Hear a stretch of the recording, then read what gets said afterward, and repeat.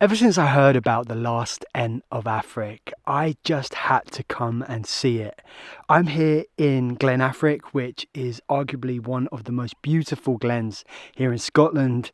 The Caledonian pine forest is coming back, and while we love Caledonian pine forest and we've spoken about it a lot here on the Scotland series, there's another very special tree which is standing alone at the end of this glen. So I've been pretty much obsessed with the Lord of the Rings for all of my life, and when I heard that there was a tree in Scotland named after an Ent, you know, the tree folk from Lord of the Rings that can walk and talk and come alive, well, this is one such tree, I hope. We have a bit of a way in, it's going to be an adventure, but I don't mind because we're travelling through the beautiful Glen Affric. It really is a landscape which is in recovery. I mean, if you just look across the hill here, you can see birch and Scots pine climbing its way back up the hillsides.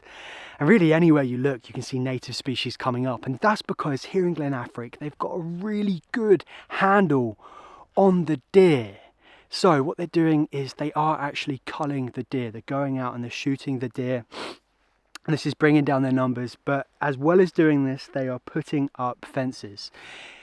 Fences, you know, while it's a temporary measure, you can get some recovery come back in these areas. And Glen Affric is not exempt from plantations, non-native conifer plantations. They're everywhere in Scotland, and they've been removing them here, and this is giving space for native species and native forests to come back. This is much like the project which Planet Wild are doing to actually kill some of these trees. What they're doing is they're actually winching them right down, and this mimics what a pretty violent natural storm would do. And what this is doing is this is opening up the forest. It's breaking down that monoculture so that it can recover in time. If you don't know who Planet Wild are, they are a rewilding organization that is restoring nature on a global scale. They have an awesome YouTube channel where every month they add a new rewilding mission, and the best part is that anyone can join and anyone can become a member. Whether if it's returning iconic species like the little owl to Germany, or if it's revolutionizing blue whale technology by dropping cameras on them,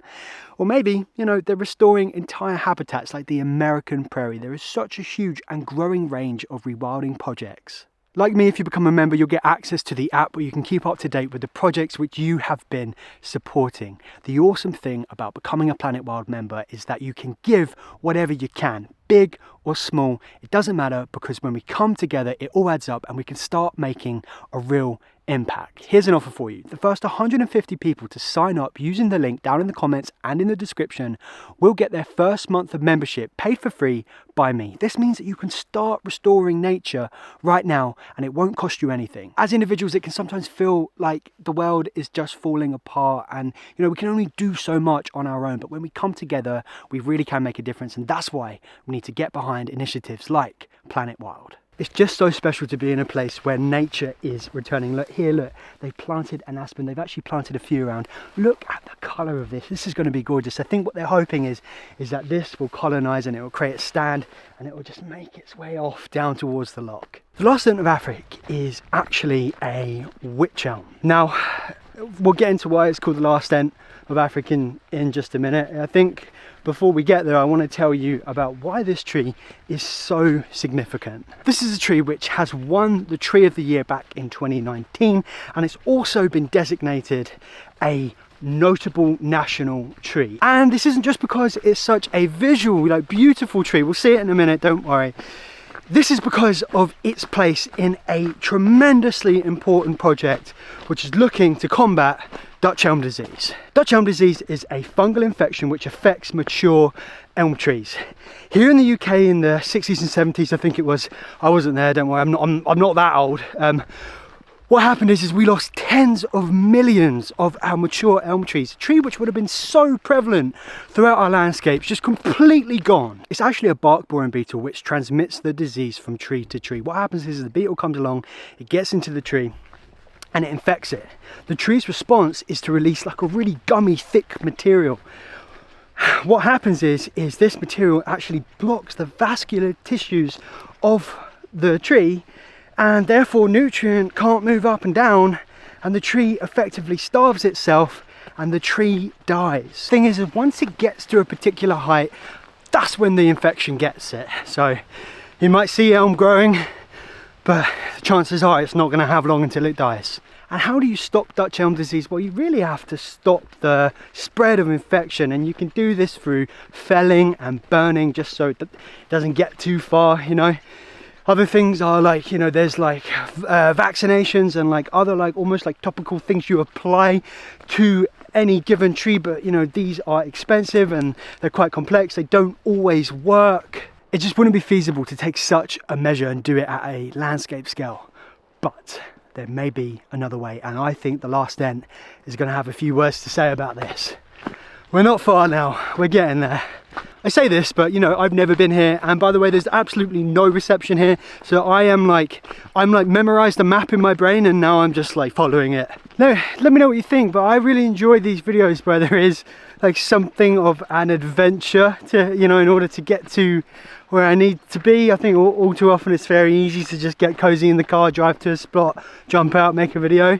If you guys want to see me struggle a bit, or just yeah, just like embrace the elements a bit more, because really that's what it's about.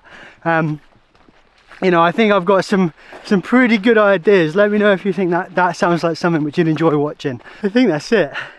I was beginning to wonder whether if I would be able to spot just a single tree in the landscape, but no, that's got to be it. Up the ladder, and look, there's the face. Can you see the face? You can see how it gets the name N. It just has this face here, eyebrow, eye, nose, mouth. The eye's shut, you can only see one eye.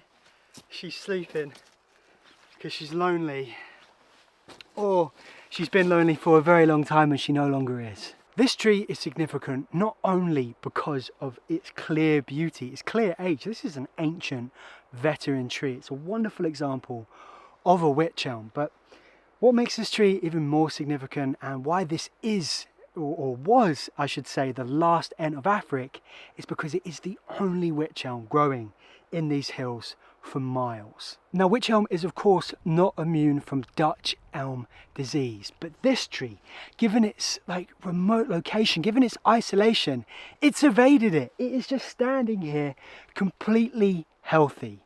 But she is an ancient veteran tree, and while it does look as if she's looking towards me, this is in fact an old wound. This is hard, this is dead wood. But look at the life it's supporting. It's covered in mosses, lichens and ferns.